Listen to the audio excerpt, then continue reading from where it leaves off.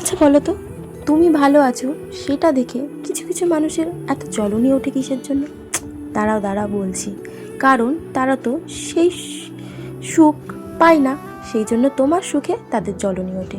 আবার তুমি যদি দুঃখে থাকো, কষ্টে থাকো, তাদের কিন্তু খুব খুশি হয়, তারা খুব মজা নেয়, তারা খুব মজা নেয়। কারণ তুমি দুঃখে আছো, কারণ তোমার সুখে তো তাদের জ্বলে, আর তোমার দুঃখে তাদের আনন্দ লাগে।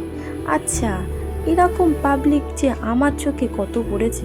যাই হোক, ওসব পাবলিককে আমি সাইডে রাখি, কারণ ওসব পাবলিকের পরে আমার কোনো ইন্টারেস্ট নেই। আমি মাথা ঘামাতেও চাই না, আমার ভালোও লাগে না।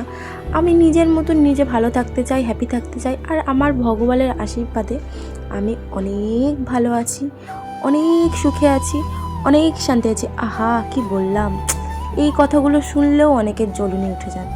যাই হোক, আমি মোটামুটি আছি, স্বামী সন্তানকে নিয়ে সুখে সংসার যেমন করতে হয় মধ্যবিত্ত মানে পরিবারে, তেমন সবাইকে নিয়ে আমি ভালো আছি। ব্যাস, কার কতটা মানে খাবার জুটছে, কার ঘরে কি হচ্ছে, সেই সব নিয়ে না মাথা ঘামিয়ে নিজের সংসার নিয়ে, নিজের ভালো থাকা নিয়েই মানুষ কিসের জন্য মানে ভালো থাকতে পারে না, আমি এটাই ভাবি।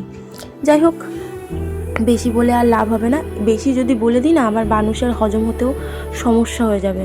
একটা কাজ করো, আমার কথাবার্তা যদি হজম না লাগে, যাদের আমাকে পছন্দ হয় না তাদের উদ্দেশ্যেই কথাগুলো বললাম।